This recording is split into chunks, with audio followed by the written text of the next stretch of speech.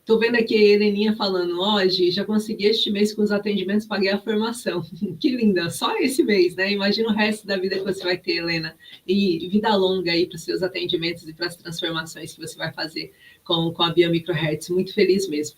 Então, o que eu quero que vocês entendam é que quando a gente olha e fala sobre a força do protocolo, né? A força do protocolo, do padrão Biomicrohertz, que a gente costuma falar desse padrão ouro de atendimento, quando a gente está falando desse padrão ouro de atendimento, a gente tem um diferencial. E esse diferencial ele vai fazer com que a gente consiga acelerar o tempo e o processo. Então, eu quero falar aqui para vocês sobre esse diferencial, para vocês entenderem. Boa noite, Clarice. Então, eu vou falar aqui um pouquinho sobre esse diferencial para vocês conseguirem entender. Então, a primeira coisa que um terapeuta Biomicrohertz faz, e que eu, como terapeuta Biomicrohertz, também faço, lembrando que o nosso tema hoje é entender quantas sessões são necessárias para transformar um paciente através da Biomicrohertz. Então, eu tenho que dizer o que a gente faz de fato.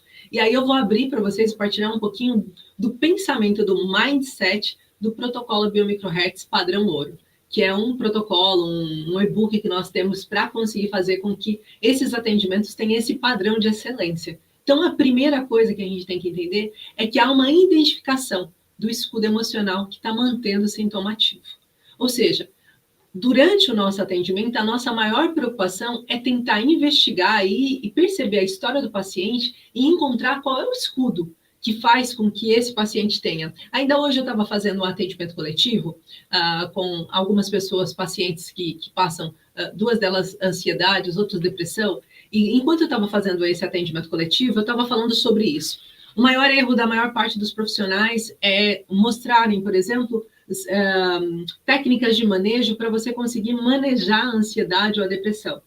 E acontece dois erros aí. A primeira coisa é que você pode e deve ensinar para o seu paciente técnicas de manejo, mas você lembrar sempre que o objetivo é que ele use essas técnicas de manejo enquanto ele ainda está com as crises ativas, mas que o seu objetivo é tirá-lo das crises de ansiedade, crises depressivas, e fazer com que ele volte a sorrir. Então, essa é a primeira coisa que a gente tem que ter em atenção. A segunda coisa é que técnicas de manejo não são todas iguais e para todas as pessoas. Existem pessoas que precisam de técnicas de manejo específicas. Por exemplo, uma paciente passou por uns sintomas de desproteção e que a crise de ansiedade ou a crise depressiva dela foi acionada por conta disso, do processo de desproteção, ela vai precisar de técnicas de manejo específica para desproteção. Ela precisa se sentir protegida, ela precisa se sentir cuidada, ela precisa se sentir que ela tem quem a proteja. Logo, o padrão de crise de ansiedade dela, suponhamos que seja uma crise de ansiedade,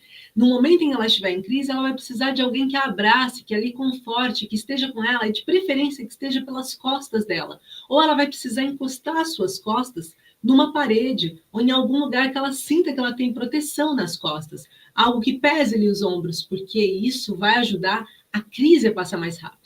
Então, não adianta eu falar para ela, técnica de manejo, de abrir a ventana, porque vai aumentar o sentimento de desproteção. A ventana, desculpa, a gente disse em espanhol.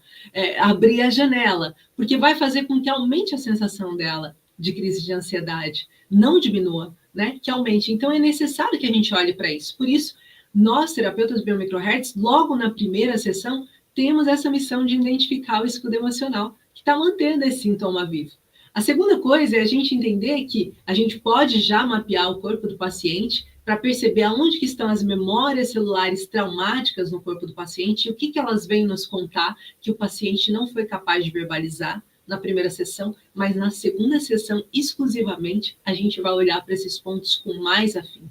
Porque a gente está trabalhando sempre dentro da pirâmide do conflito. Então, estamos sempre olhando a questão emocional, a questão da mente consciente e subconsciente e a questão física, os efeitos colaterais, as reações e as alterações que a crise de ansiedade está trazendo.